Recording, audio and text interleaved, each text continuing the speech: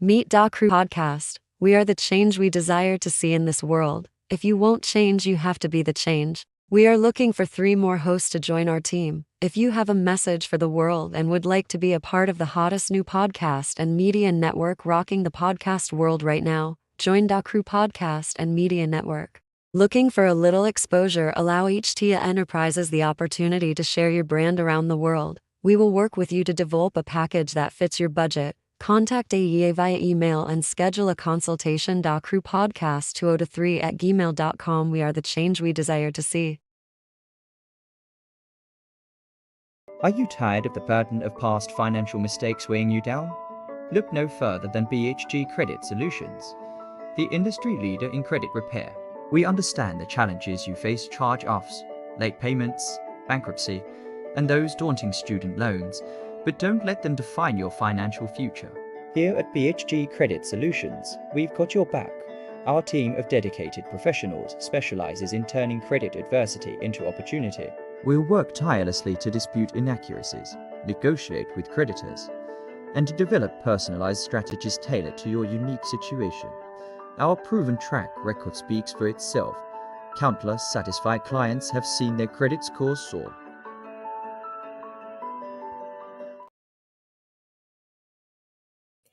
Well, I want to welcome you guys to another episode of the Crew Podcast, episode 124. I want to thank you guys for tuning in tonight. I tell you, I have a special treat for you on tonight as we celebrate and bring awareness to suicide prevention. This is the month that we bring awareness to suicide prevention. But those that follow me and support the things that I know that I do know that this is something I do 24/7, 365 days, because I am a suicide attempt survivor, and I truly believe that awareness needs to be brought to this subject, because guess what we do? What's done in this house, stay in this house. And it's a stigma in the brown community. But we're going to break that stigma on tonight. We're going to break that stigma where we got to pray about everything and slap a little oil on it. We're breaking all that tonight. I have some amazing guests that are going to be sharing with you guys tonight. I tell you, they walk in different lanes. They operate in different fields, but I'm excited to be able to share them with you on tonight. I'm going to bring them up individually and allow them to introduce themselves. And we're going to start with Miss Russell. Hey there. Thank you so much, Ms. Angela, for having me on the show. My name is Dantrice Russell. I am a licensed professional counselor in the state of Georgia and Texas, and I'm also a certified professional counselor supervisor, as well as a national board certified therapist. And I also host a podcast called the Self-Aware and Effed Up Podcast, which focuses on taboo topics in mental health. I've been in the helping profession about 18 years. I did a good amount of time of working directly in the hospital setting, where individuals were coming into the hospital actually after experiencing suicide attempts, and in assessing them and ensuring that they got to the appropriate place.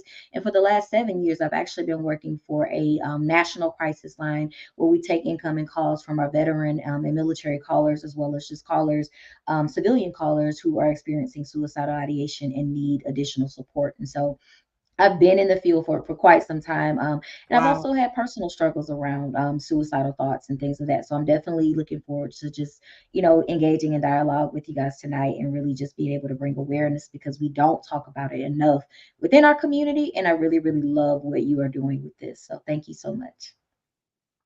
Well, thank you and welcome, welcome, welcome. We're going to bring up Miss Dominique. Hi, everyone. My name is Dominique Carson. I am a freelance journalist, an author, a speaker, but most importantly, I am a licensed massage practitioner. I've been a massage practitioner for 4 years. I completed my education in New York City. That's where I'm from, and that's where I completed my previous education as well. The reason why I decided to be a part of this program, this podcast tonight, because it kind of hits home. I lost one of my dear classmates to suicide in 2010. He was 19. He just graduated from high school a year ago. And from that point on, I wanted to raise awareness. And then from a journalist perspective, interviewing so many different artists and how some have lost their lives to suicide, including one of my favorite soul singers of all time, Phyllis Hyman.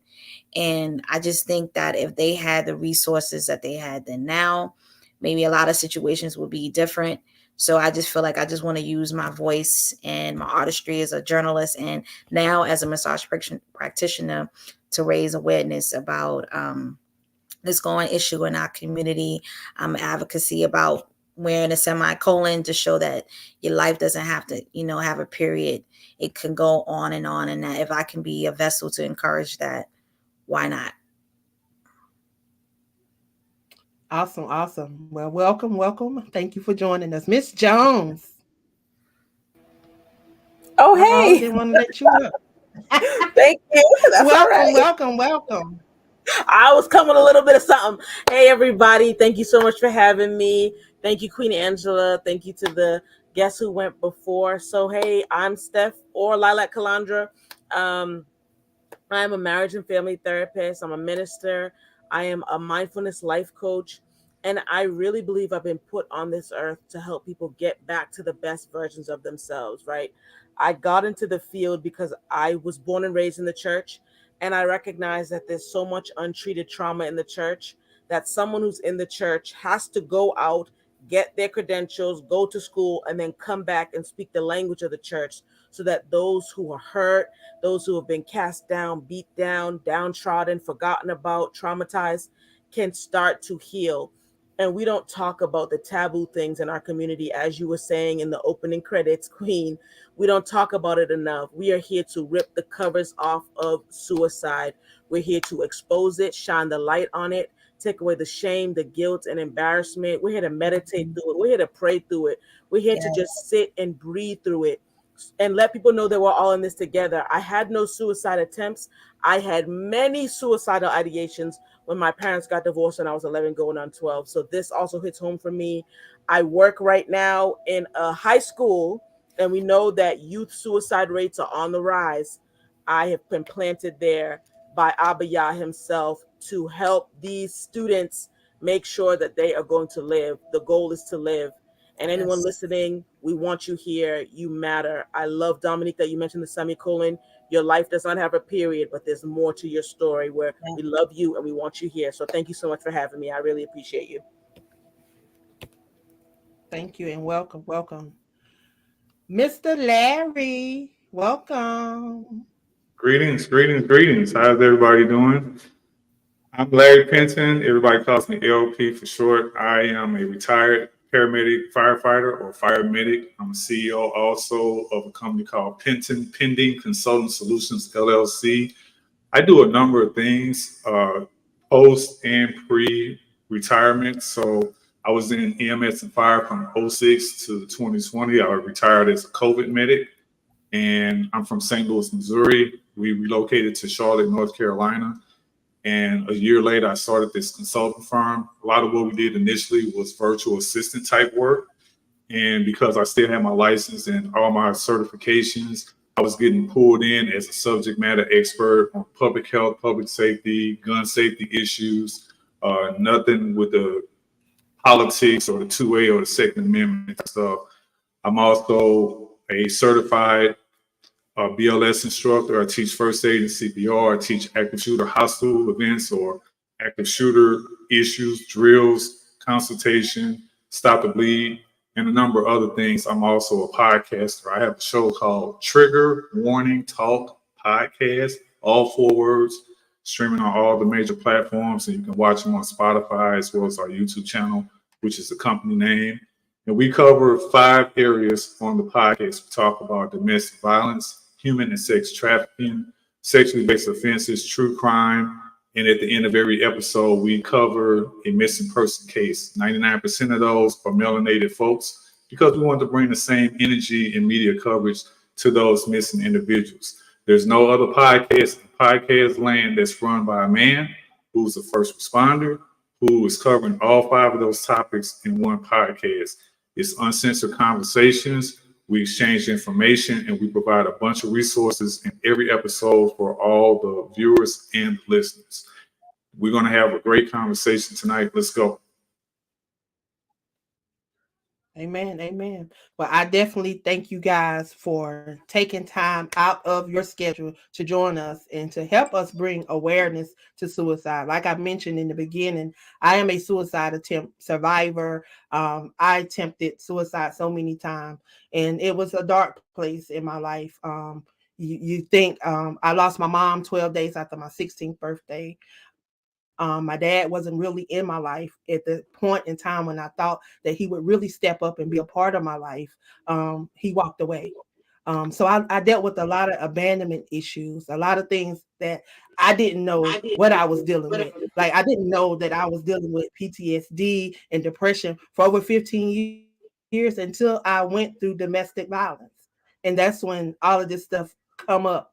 But I see so many people so often in the back when we was backstage, I heard someone talking about individuals can be smiling, they can be happy. They don't. There's not a particular um, thing where people are going to wake up and say, "I'm going to kill myself today," that because I've had that happen in my family. I had a 15-year-old, but she wasn't even 15 yet. She would have been 15. She committed suicide the day before Mother's Day. That Friday, they had been laughing, joking, having a very good family event. You never would have thought that this was going to take place on Saturday.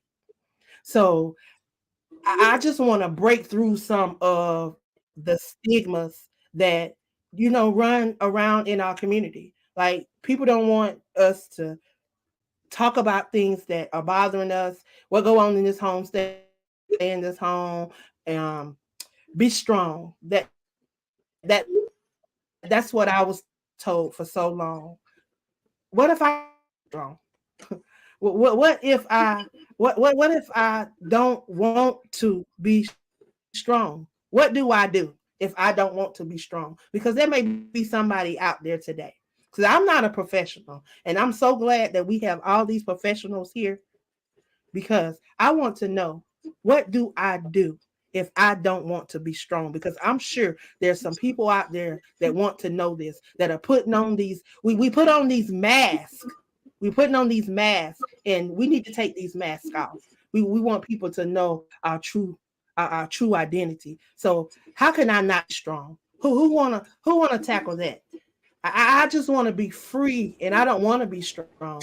I want to be able to cry if I need to cry, and not be labeled as weak. So y'all talk to me. Who want to talk?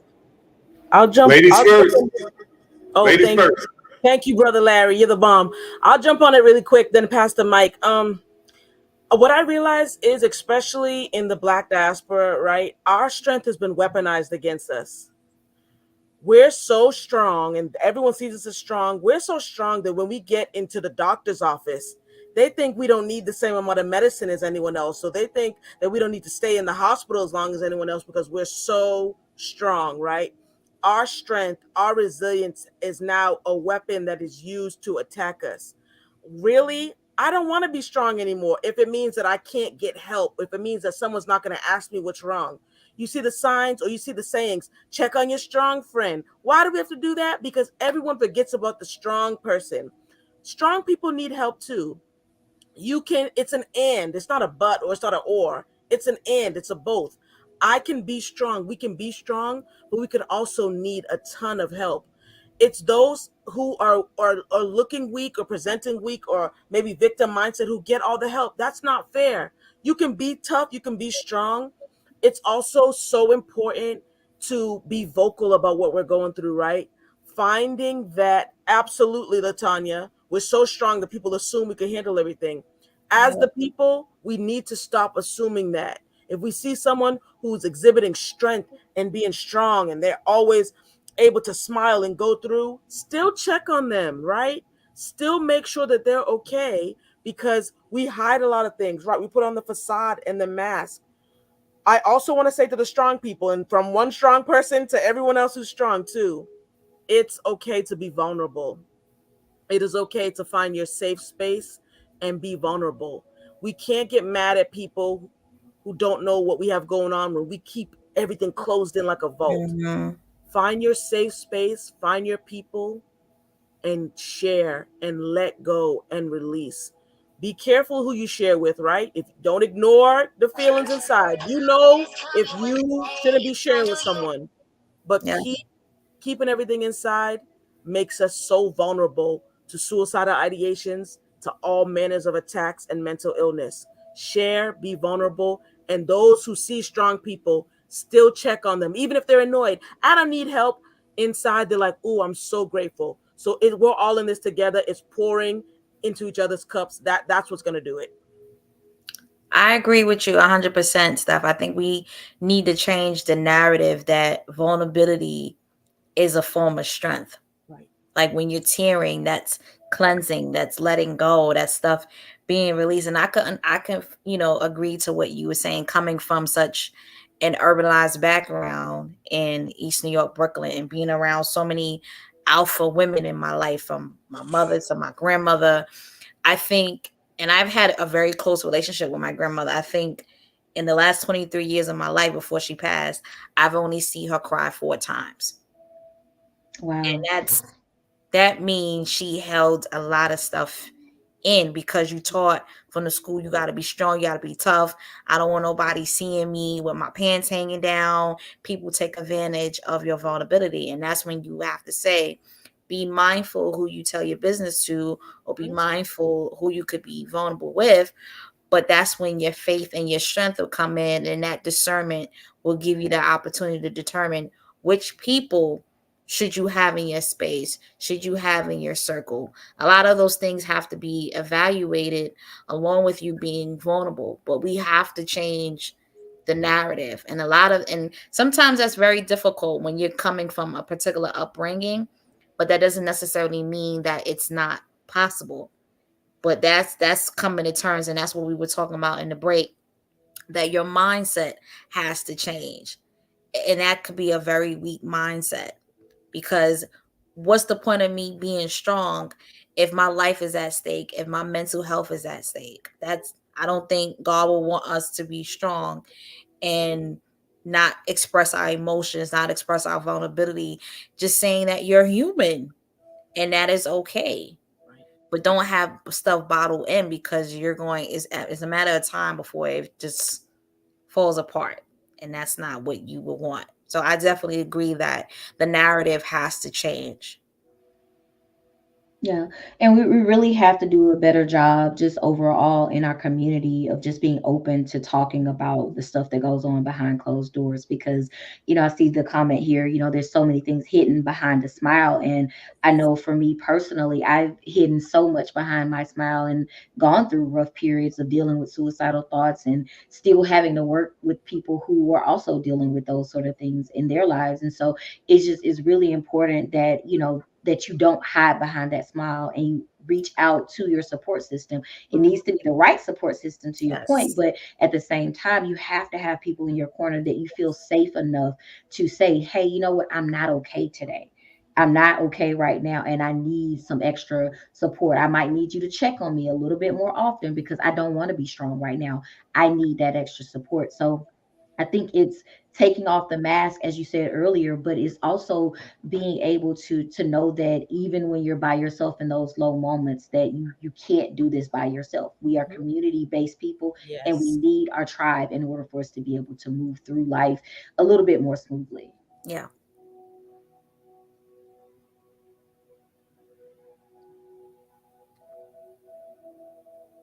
Sometimes I used to tell people that with my experience being on the front line as a first responder, I would tell them there's three things that always bother me about my job. One, I always had a fear that whenever we got a 911 call, we get suited and booted, lights and sirens, we show up on scene. My biggest fear, number one, was always encountering a patient, because you don't get a patient's information. Encountering a patient into somebody that I know.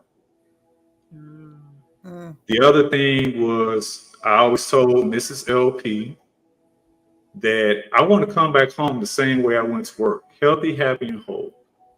I can't guarantee that that's going to happen because of the nature of the beast, as I call it, the job. Yeah. And the third thing is, for me personally, dealing with suicides. because take away the badge, take away the licenses and the certifications and all the training and stuff. I'm just a person at the end of the day. Mm-hmm. When Mrs. LP, I get home from my 48-hour fire shift, and she's telling me about how her last 2 days where she's a project manager for a big company, and she's telling me about all of these people not meeting their deadlines, and she got all these Excel spreadsheets and doing all this SQL stuff and all these different things that are exciting. And then she asked me, well, how's your day? I got to tell her, I may not have been able to resuscitate one of these twins that were just born, and we worked on that baby for an hour. Trigger warning. I had a kid who had suicidal ideation, and he was successful. Because when it comes to suicides, I tell you, there's only one or two things. Either you find them in time, or I'm pronouncing. There is no middle ground. Wow. That's black and white. Yeah. Wow. Cut and dry.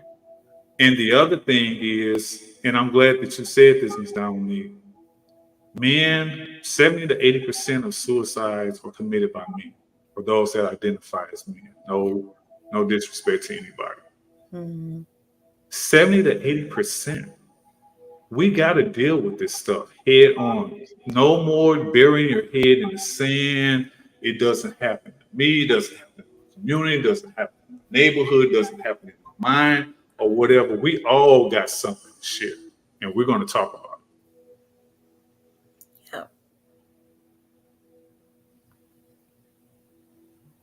So how do we get people to really talk about it? Because you oftentimes will hear people say, well, pray about it. How do you convince people that therapy is needed, seeing like a psychiatrist? Because I'm going to tell you, I'll be the first person to tell you that I don't mind laying on somebody's couch, because I've seen a psychiatrist. I had a psychiatrist and I had 2 therapists at one time. So I knew I needed help, because it got to a point to where I just couldn't. Yeah, I didn't want to get up out the bed. I didn't want to face anything. But see, some people don't realize that, I can't do this alone. They think that everything is on them, that they don't have nobody. So how can y'all get that out to people that, hey, it's okay. Get this therapist. Where my therapist at? My therapist. I mean, I think the first need thing, you to make a plea to the people today. Gotcha. I mean, I think the first thing is really just recognizing that you need help. I mean, like if you're at that point where you're laying in bed all the time and you're not wanting to get up, you're not wanting to eat, shower, take care of yourselves, do those basic ADLs, and you are at that point of hopelessness and you don't really see a reason to keep going. And I see someone's message saying, how do you share with people that like to talk about what you shared in confidence? I mean, that's the perfect segue to go into therapy. What you talk about with your therapist is something that is confidential and it's a safe space. Mm-hmm. There are some things, that we have to share as it relates to, like, if you do have an active plan, means, and intent to end your life.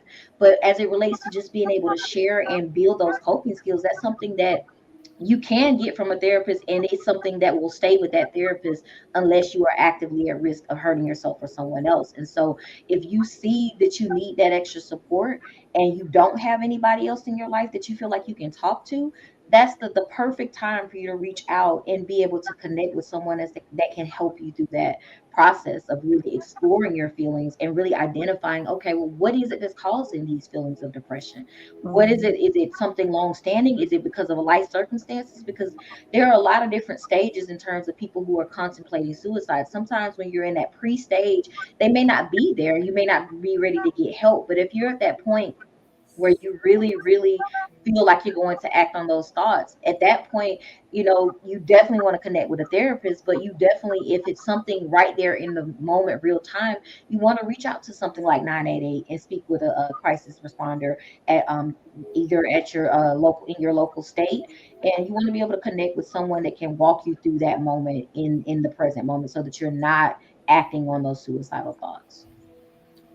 I agree with you 100%. I think in order for you to come to terms that you need help, it has to be identified. Like, you have to get take a good look at yourself and say, hey, this whatever I'm doing, whatever I'm trying to manage, obviously this is not working. So therefore I need to go to a higher source. And I think for people, who are such driven in their faith, I strongly believe God sends people in your life to get the job done. Like he has arrangers to help you, to assist you to get that done. So there's no need to be biased, but that all goes back to what you've been taught. But an old dog can learn new tricks. Yeah. And a part of the process is reaching out to somebody that specializes in certain things that you have, trouble with. It may be a time in your life where it's trauma, where it's the workplace, where it's just a lot of things that are not been dealt with, just bottled up. So if a therapist can help you channel through all that, it's like peeling the onion. And Yes. that's what all therapy is you're peeling your onion. You're getting to the root of what was going on that you thought you may handle 20 years ago, 30 years ago, 5 years ago. And I think that we need to encourage our men to have that same mindset as well, because a lot of us grew up in household like a man is not supposed to cry. That's a form of weakness. No, the same rules and the same methods need to be applied towards men. And I think women, whether you are a mate to somebody or close with a particular man, encourage that as well. Like, be an aid to a man, because they have their own struggles. Societal struggles alone can Yes. prop a man to have suicidal thoughts or go into that lane. But I think if men get more encouragement to seek therapy, to seek a minister, to seek a pastor, everything will be, worthwhile. But you have to make the step. No one is going to do it for you. So you have to come to terms and say, hey, I'm at a verge of doing something that is not healthy.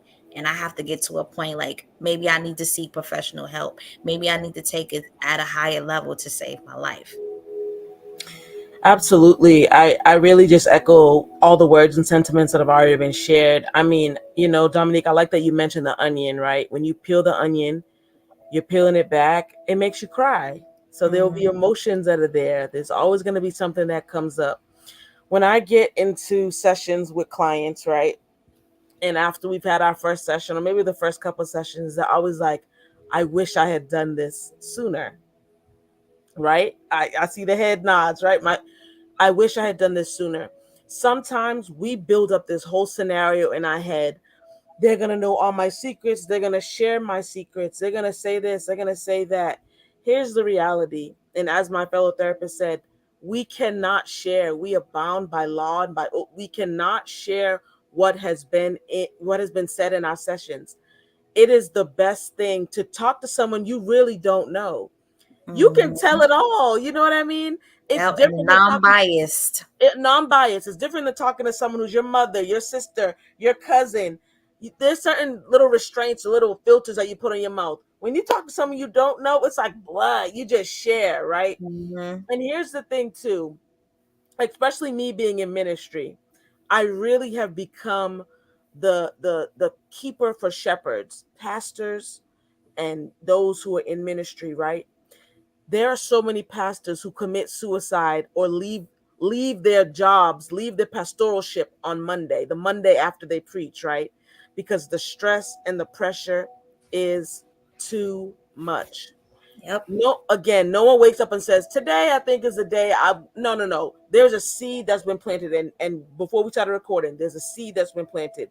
When you talk about a suicidal ideation, it is the idea that has been planted. And you talk to any farmer, you usually want a seed that's in the ground, right? It's in a dark space. But with suicide, you don't, because in the darkness, it festers and it grows and it turns into this big thing. So it's so important. My thing is awareness. When I pull into mindfulness, be aware of the things that you're going through. Something's happening.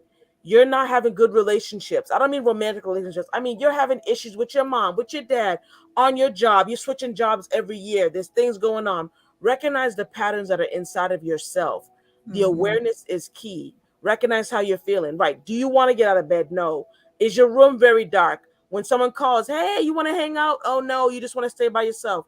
All those things are leading up to potential suicide attempts, definite suicidal ideations because it works best in isolated spaces. When you're around no one, when you just have your thoughts. This is an echo chamber. I need everyone on this panel to challenge my thoughts. Hey, Steph, hold on a minute. Wait, that's not making sense. When it's just by ourselves, we can let ourselves slip into something. Yeah. So the push and the advocacy for therapy is because you're important and you matter. And what you say matters. Your voice might have been silenced as a child. What's the toxic thing that was said? Children are best seen and not heard. How many of us been silenced by that, right? Your voice matters, what you have to say. Your feelings matter. Last thing I'll say, then I'll pass the mic. When I talk to my clients, I say this. Feelings are like jealous lovers. If you do not pay them enough attention, they will pop up in places that you don't want them to. They will show up in spaces that you would rather they not be. You ever try to ignore a jealous lover? They pop up at the movies. They're behind the bush. We want to make sure that we're paying attention to our feelings. That's number one. Be aware of how you feel so that thing doesn't creep up on you and overtake you like a wave. That's the push for therapy. Find you a good therapist and you talk to them and you share because your life matters, right? Everything you have to say doesn't have to be kept in here. Let it spill out so that you can go on and have enough capacity to live another day. Yep. I love educated Black women. I'm telling you all are just the bomb.com. And I highlight educated Black women all the time because you all are the most disrespected people on the planet. So my flowers to every one of you ladies. Thank And you. you all give me a great segue to just follow you. I'm just going to add to what you all have said.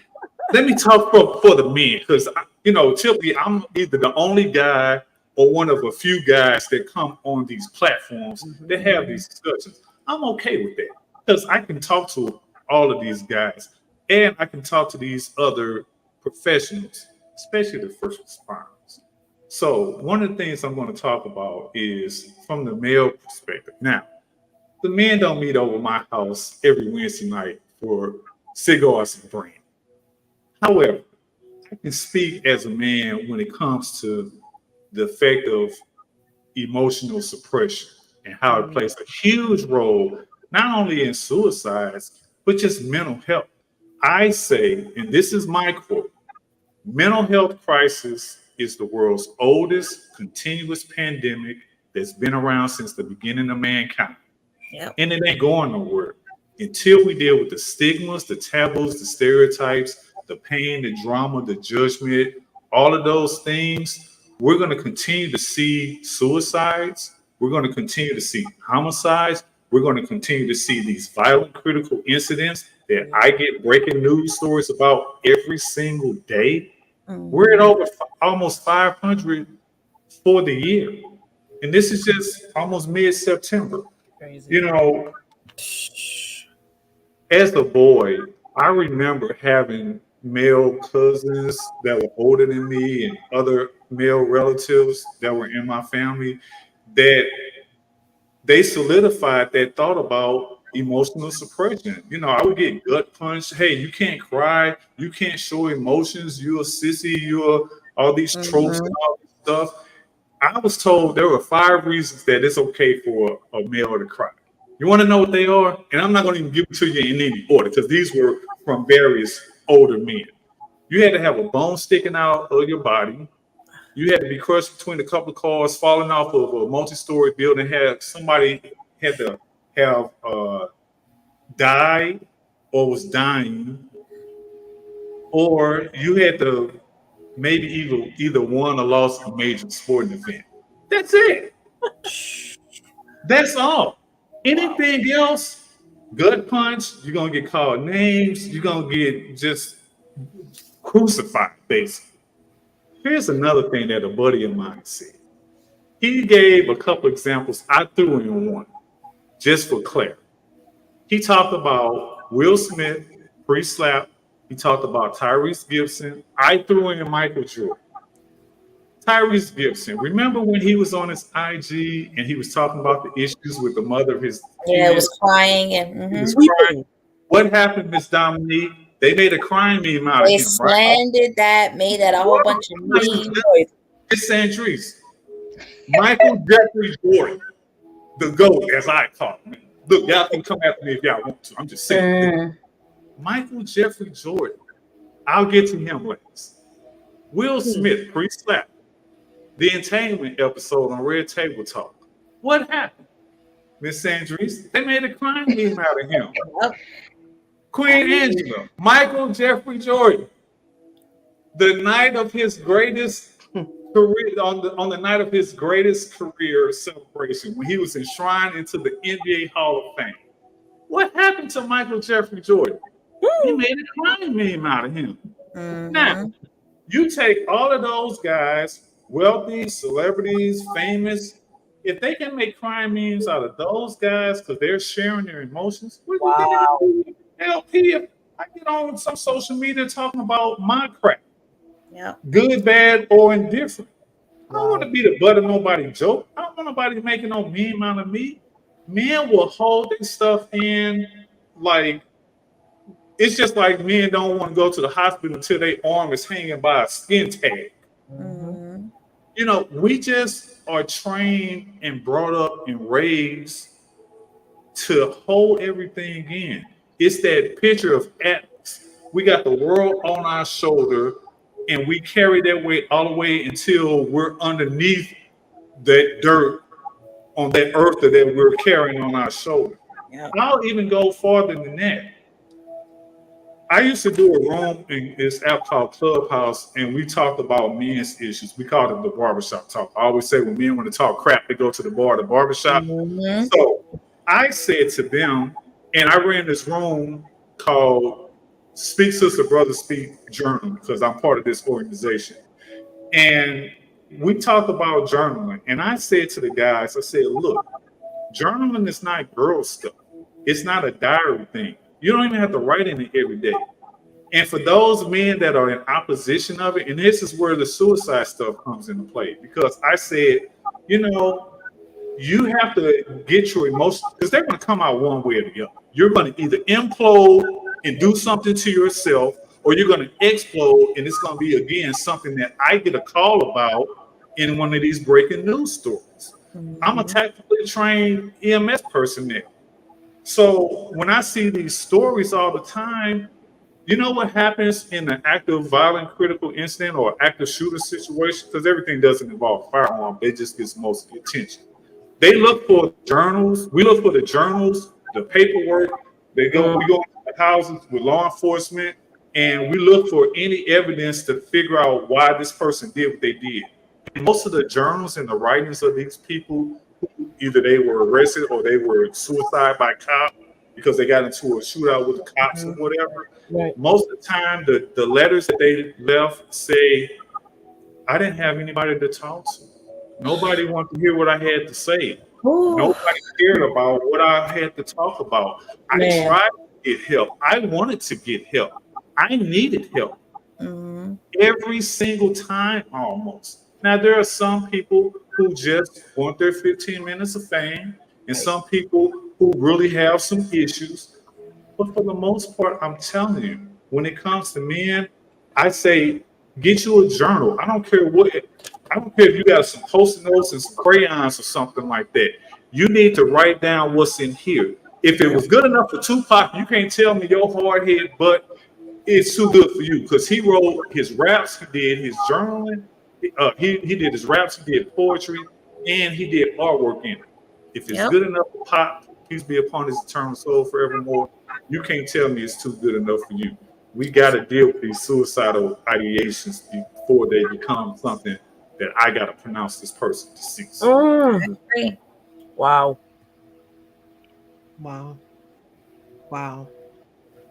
Wow. I have really enjoyed this on tonight. I want people to be able to reach out to you guys and to connect with you guys because I think that you guys are amazing. And again, I have to thank you guys for stopping in and sharing with me on tonight because this is a conversation that we need to have in our brown community.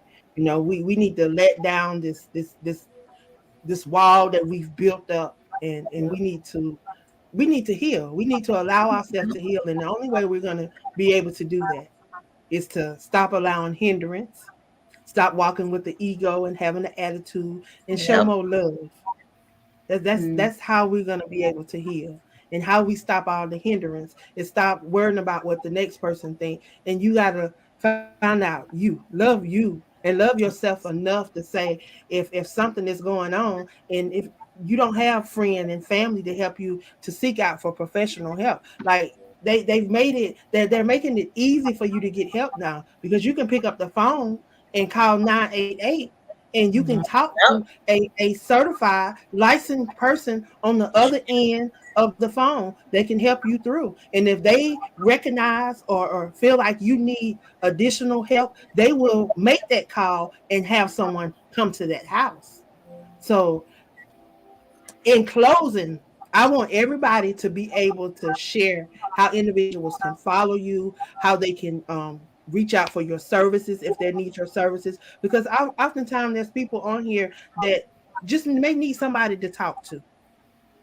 So we're gonna go around again, and we're gonna start with Miss Russell, and give everybody opportunity to connect with tell everybody how they can connect with you.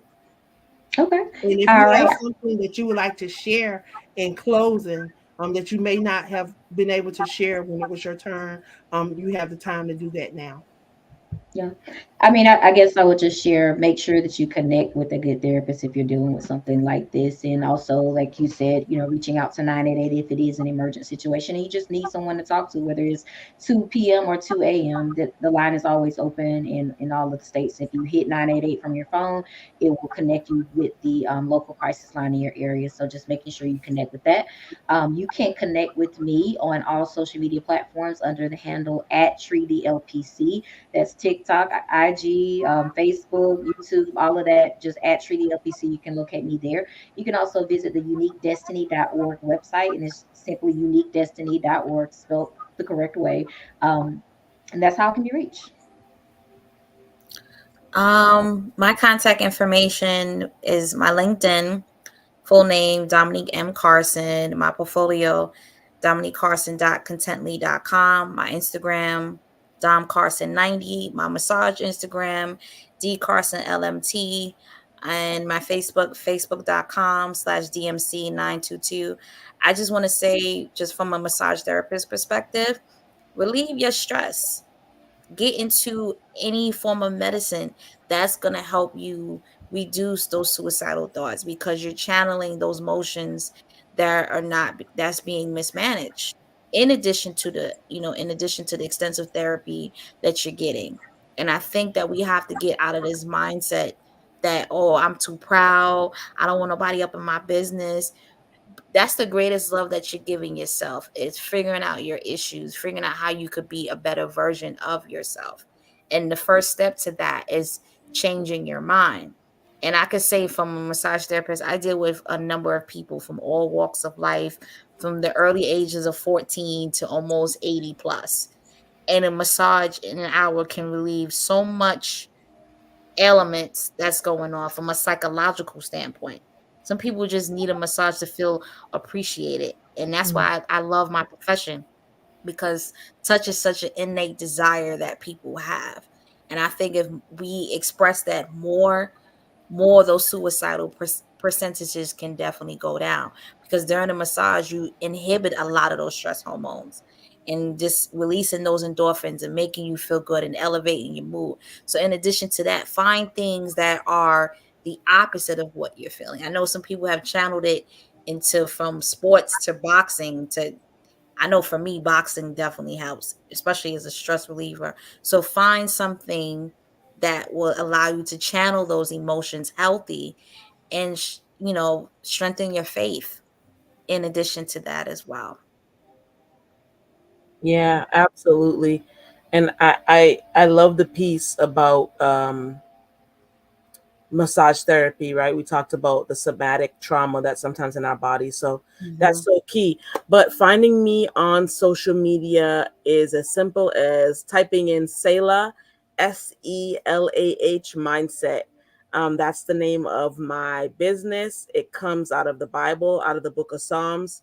Selah, meaning we need to sit in contemplative reflection, that we don't move too quick, we don't move too fast. When things happen to us, we don't have to just jump into everything. We can sit in a Selah, and it should be our mindset where we're always waiting a second before reacting, right? And so when we're talking about what's going on and how we're feeling and things like that, gift yourself the ability to be aware of how you're feeling, gift yourself the ability to breathe, right? Gift yourself the ability to meditate on the things that are above. We're going to meditate no matter what. Meditation is just thinking on one thing over and over again. We always are thinking about something. We get to choose what we meditate on. And I want to say this from the bottom of my heart. You matter, and we need you here. You belong right where you are, right? Yes. No matter what you're going through, you might be in some tough stuff. Someone might have just disrespected you, betrayed you. You might have lost everything. We need you here. Find Yes. somebody who can help you. Dial that number 988. It's available to everyone. We need you right here where you are planted. You have a purpose, you have a gift, you have Yep. something to do in the earth. Your time has not been ended. If you need someone to talk to, please reach out on Sailor Mindset or any of our amazing panelists. But we want to connect with you. You have roots here on the earth. Your time is not done. Don't end it prematurely because you think no one's here for you. We're telling you, all of us here, we love you. We're here for you. If you're saying Yes. no one's here for me, 5 of us, we are here for you. And there are Yes. countless others. You matter. Remain here, remain planted, and connect with someone. Really grateful to be here.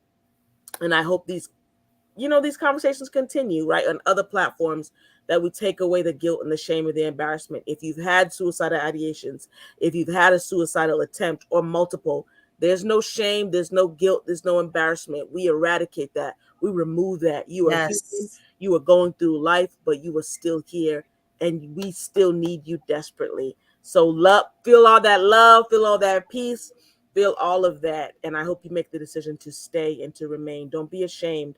A lot of us have had the ideations, but you matter, and we want you here. So that's my spiel. That's what I have to say. Love you, and God Yes. loves you best. Okay. Yes, absolutely. According to the World Health Organization, on average, 130 people commit suicide every day in the U.S., which amounts to approximately one person every 11 minutes. Yep. That is just, it just hurts my soul. One of the things that I wanted to say to you ladies is I am so honored to be part of this conversation. I want to show you something because I just added the 4 of you all to my superhero wall of fame. And here's why. Mrs. LP got me this. This is one of my most treasured items in my office. It is a wooden plaque. It has the EMS Star of Life, and it says, "Not all superheroes wear capes." You know why this is important to me? Because she gave this to me when I was active as a paramedic and a firefighter. And I've been called hero, superhero. I won, some major life-saving awards, got all these accolades and all this stuff. I didn't get into the job for all of that. I got into the job because I want to do my part to help us get to our humanity. Yeah. Yes. And when we're talking about suicides, the humanity in those individuals that have attempted, as well as those that have been successful, is those that have attempted, they were walking on thin ice. Mhm. They got saved somehow. Those that end up getting pronounced, they died of a broken heart Yep. because they feel like nobody cared. And the work that you all are doing, I feel like a superhero, we tend to think of the Marvel comic Mhm. characters or the DC, the Supermans and the Batmans and Mhm. Aquamans and all that. Forget all that stuff. You know what a superhero is to me? A superhero is an ordinary person doing some extraordinary things in some extraordinary situations. Queen Yes. Angela, Sandries, Dominique, Steph, you all are superheroes in my book because you didn't just decide to work in these careers just for a check. You want to do your part to help us get to our humanity. I posted a comment in the chat. I said, remember these 4 numbers: 2, 4, 2, 6, 46, and 11. This is from a report that I saw on an IG page called First_Responders_First.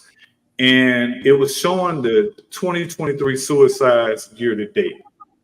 And each of those numbers represent 911 operators or emergency medical dispatchers, EMTs or paramedics, because all paramedics are EMTs, but not all EMTs are paramedics. It depends on your license. 46 represents law enforcement and 11 represents firefighter. So two emergency medical dispatchers or 911 operators have been reported to have committed suicide. And these are just the ones that are reported. The numbers are way high. Trust. Six EMS personnel, 46 law enforcement, and 11 firefighters.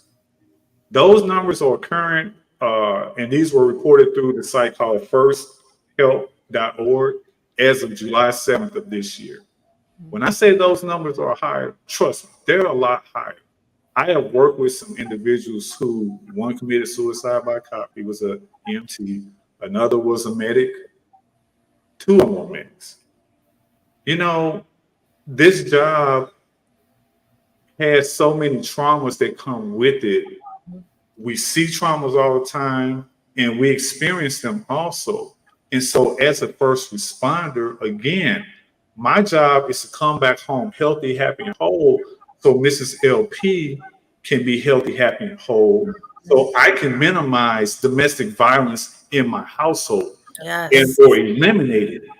Because part of that, and I have a wider view of what domestic violence is. It's not just what happens under your roof in between your four walls. When we see these stories about like what happened at Uvalde or the store in Buffalo with the shooting at the grocery store or any of these breaking news stories, those are actually domestic violence because those are places where we domesticated ourselves.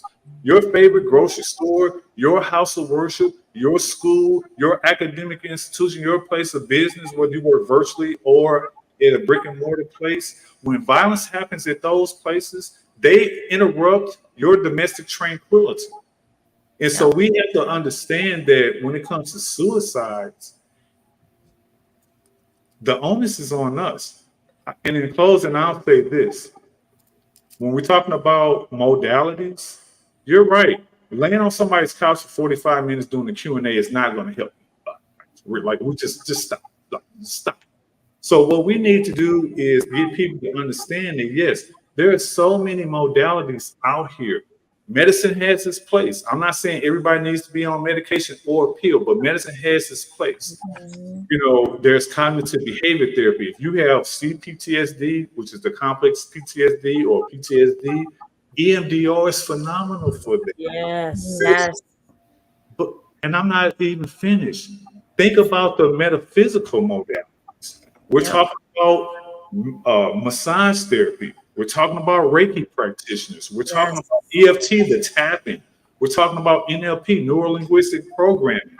You know, there's so many modalities out there. And I've talked about that and have these metaphysicians on my podcast all the time. I interviewed one lady who deals with, for the last 30 years, she has helped people who have been traumatized from sexual offenses, trafficking, domestic violence, suicide. You know how she did it and how she does it? Using crystals and tarot cards. We did a whole episode about that. The first 15 minutes, all we did was dispel all the myths and the misconceptions about all of that stuff. And then we dove into it. I say that to say that there's many metaphysical modalities that help people, especially when it comes to suicides. You have got to be the catalyst and your own advocate and raise your own stake in this game that we call life, as Prince said in his song. Because we're all just trying to get through this thing called life. And there's too many people like myself and you four ladies that are willing and ready and available to give the help, whether you're manning the phones or you are in the streets, doing whatever work in terms of making those grassroots connections, or you're a first responder who is talking to other first responders, because we don't get enough training on these things. So that's part of my role. Whatever you're doing, podcasting or whatever, we have to be those superheroes that don't wear capes. Yep. LP out. Yep. Wow, wow. I tell you, I have truly been blessed on tonight. I want to thank you guys for being the change that you guys desire to see in this world. And that's what it's going to take. If you want change, you have to be the change. So I Absolutely. applaud each and every one of you guys for the amazing work that you're doing. I wish you so much success in all that you do and continue on this journey touching lives. I'm just excited about what God is doing through each and every one of you guys. It's just amazing to see individuals that are transparent and willing to share your willingness. I thank you. I thank you. I thank you. I can't thank you enough. And I want to thank everyone that has been tuned in tonight to another episode of the Crew Podcast. Y'all know we are the change that we desire to see. So we will continue to bring you individuals that are being the change that they want to see in this world. I pray that your night is blessed beyond what you can see in the natural and know that God is working it out. He's Amen. working. I love you Amen. guys. Y'all be blessed. Thank you so much. Thank you. Bye.